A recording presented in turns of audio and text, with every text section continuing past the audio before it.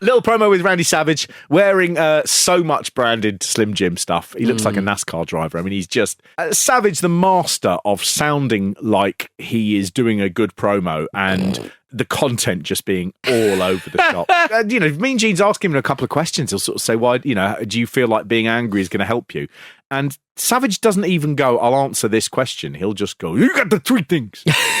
You got family. Very political. You got Joe Biden and his feeling mental state. Savage, what's he doing? What's on Hunter Biden's laptop? It's 95 and you want this name. Remember this name. Hunter Biden. Loads of messages. There's a chill in the air and we're on the beach. What's up with that? Opposites do attract. The Nature Boy Ric Flair and the Macho Man Randy Savage have the chemistry to disagree. I agree to disagree with him. You know why? Did Slim Jim do a PCP version? Ice slugs. I got ice slugs. He really is, for me, in some ways, the heart and soul of WCW in 1995. A guy who was so part of WWF for so long, who is let off the leash and basically is running a bit amok. He needs to be controlled, and they're not controlling him because things like Slim Jim are paying for this show. So they're just going, Savage, whatever you want to do. Bring it down! Because I am going to the ring right now. I don't even know what I'm saying right now. I'll knock you out! Get that smile off your face right now. I'll take anybody out on the way. No more Mr. Nice Guy, brother. I'll knock you out. See you later! Also worth saying, when he comes out branded in all the sponsors' logos, it's very unlikely he's going to get pinned. That seems to be a condition of sponsorship to me, is that their corporate shill. It'd be like if you were Frosties and you had Tony the Tiger in one of the main events. You're not going to have Tony the Tiger lose. He's going to go over. Match number 4, DDP with Max Muscle and the Diamond Doll. Max Muscle! Versus Dave Sullivan with Ralph the Rabbit, although we don't see Ralph the Rabbit at all. They make a point of saying he's with Ralph Rabbit on the commentary, but Dave obviously hasn't conveyed he's not doing the rabbit thing this time round. Before we get into what, up to this point, is the best match on the card by a long chalk, Max Muscle, I have no recollection whatsoever of anyone called Max Muscle, which is a dog shit name. That is the name of someone in a wrestling game that doesn't have any affiliation. An early Nintendo video game. King Mo, Max Muscle, all that sort of thing. He trained in the power plant in 1994. He debuted as DDP's bodyguard in 95. He broke away from DDP and joined the Dungeon of Doom as Max. Totally forgotten. None of this rings any bells at all for me. He was in WCW until 1997, and that was it. He died in 2019. DDP broke the news on social media saying they were still in touch. I saw a cage match review of him as a wrestler. It's one of just 4 reviews of his entire career online. Someone wrote, horrible wrestler. He was big but had bad wrestling style. Just a boring wrestler. Saw a match of him against Ricky Steamboat and was creamed by Steamboat. Terrible wrestler, he says. What a legacy. DDP is at the point here where he's still very bad. If you're a wrestling fan, you don't want to see DDP. He seems like a guy this is as far as he'll come. Yeah. He will never, ever amount to anything. How wrong we were. He's taking on here Dave Sullivan, who... Looks like a local bar owner. He really does. I love him. He is. In this match, nobody talks at all about Dave Sullivan. There's too much going on in the world. There's too much going on in the world. But this match, if people did talk about Dave Sullivan, they would say this is Dave Sullivan's best match by a long, long way. He comes in genuinely wanting to beat the stuffing out of DDP, and he's like an absolute tornado. In storyline, he was the brother of Kevin Sullivan. And the reason for that was they looked fairly similar. They were both balding. They both had sort of a horrible moustache. Yeah. And they were sort of weird and squat. Great dad-looking wrestlers. Like, Arn Anderson, him, just great wrestlers who look like dads. Yeah. I've no idea why they decided to go, you two are brothers. Wrestling is quite obsessed with taking people who aren't brothers and going, you're brothers. Your brothers, yeah. It's not like the world is all about wanting people to be brothers. No. I like these more now. They're brothers. Dave Sullivan, he's got the trunks, say, Evad on the back, which was an angle that happened the previous year where he was revealed to be dyslexic. Just really nothing to do with wrestling. Oh, God. He would go on many years later to say that he'd been told by Finlay when he was working in WWE. Finlay had a chat with Dave Sullivan, and he said, we based the gimmick Eugene, largely on your Dave Sullivan thing. I think Finlay was just making conversation. Yeah. I don't think that's true. Do you really want to lay claim to the whole Eugene? Yeah. The whole thing as well of WWE people just sitting there going, let's study the old tapes, and just going, now this is a fascinating, we could have a character, hear me out, like Dave Sullivan. Oh yeah, how much money did Dave Sullivan? Don't worry about that. This is about the art. Real needle mover. He debuted in 1989. It's worth saying he looks like he should have been around since the 70s. He's an old looking man. He debuted in 1989 under the name The Equalizer, and he later performed as Captain Ron, which Captain Ron. I think his real name was Ron. Have we seen The Equalizer before? No, I don't think we have. Who someone else called The Equalizer. We've seen. There was a period where there were lots of people called things like The Equalizer. You got Renegade, all that sort of slightly macho words. That didn't really mean anything.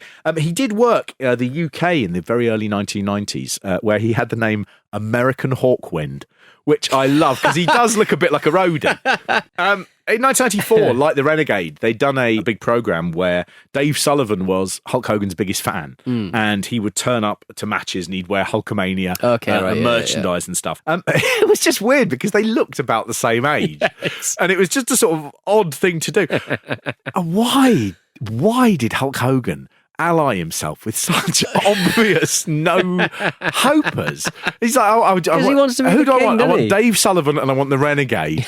You're like, are you the real Hulk Hogan who's been around this business? Do you think either of these two are ever going to draw any money? In 1993, Dave Sullivan won the Wrestling Observer's Worst Wrestler of the Year award. Hooray! He won it again in 1994, and he won Worst Gimmick 1994 Look, as at well. least people are kind of remembering him and not We liking him. Yeah. We are. I mean, I would, when I think about, what wrestling T-shirts would I wear? I would wear a Dave Sullivan. I'd wear one, that got it wrong. Dave Sullivan, WCW champion. That sort of thing. I'd be very keen on that. There's a beautiful start with this. So out comes Diamond Dallas Page, and he's with his wife Kimberly. She is the Diamond Doll, and a little kid has got roses that he's got to take in to give to the Diamond Doll. But they decide to cut to him at the moment where he's looking at the cameraman and he's going, "Do I go now? Do I go now?" And he looks so scared. Yes. It's really, really sad. He gives her the flowers, and DDP just snatches them and just begins bashing her in the face with them. Yeah. And I did think to myself, it's a good piece of simple wrestling stuff. As old as the hills, you have a female valet who you treat badly and everyone boos you. I think it's not acceptable, but as an 80s, 90s gimmick, it really does. It's just so simple and it's just timeless and classic. Well, Bobby at one point says, he doesn't physically abuse her. He's like, she's jammed a lot of roses in her face. They've got pretty thorns. Physical. Yeah, he's got loads of technique. Hey, that's right, Brain. He's got loads of techniques where he can explain it away. Dave Sullivan does look about 60. Yeah. DDP's costume looks really homemade, really bad. They look as bad as two wrestlers in the mid-90s looked at all. But they are two of the fastest workers on this. And I think Diamond Dallas Page, we know what happens to him. And you do watch Diamond Dallas Page's matches from this period in the knowledge that this guy had such phenomenal drive that he was able to start relatively late and he was able to improve so consistently that he would become a headliner. Yeah. The sad thing for me about Diamond Dallas Page is his wasted years with WWE where they just didn't get it. They were just like, what is this mess? And they squandered him. They ruined him in the Invasion. They took his eagerness to work and better himself as being pathetic. They only wanted to deal with people who were like, I'm going to set out my contract and cost you money. They were like, we can't wait for you to come back. And Diamond Dallas Page was one of the few people who said, I will get rid of my contract, sign a new one with you guys so I can come to work tomorrow. Yeah. And the more he tried, the more they were like, oh God. Oh what a God. Fucking loser. It's so embarrassing. I like me. You like me. I'm gonna help you like you. You see, when the Big Show destroys the Alliance at Survivor Series, that's not gonna be a bad thing. Me losing my job, it's a good thing.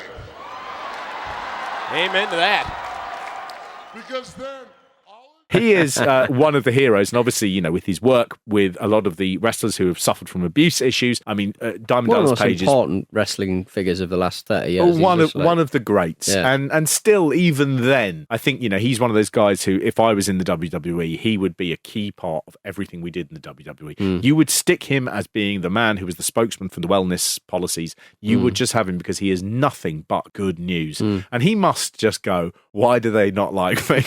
Why do they not like me? Why do they keep bringing back people like the Ultimate Warrior and really celebrate him, and yet me they just hate because I'm good?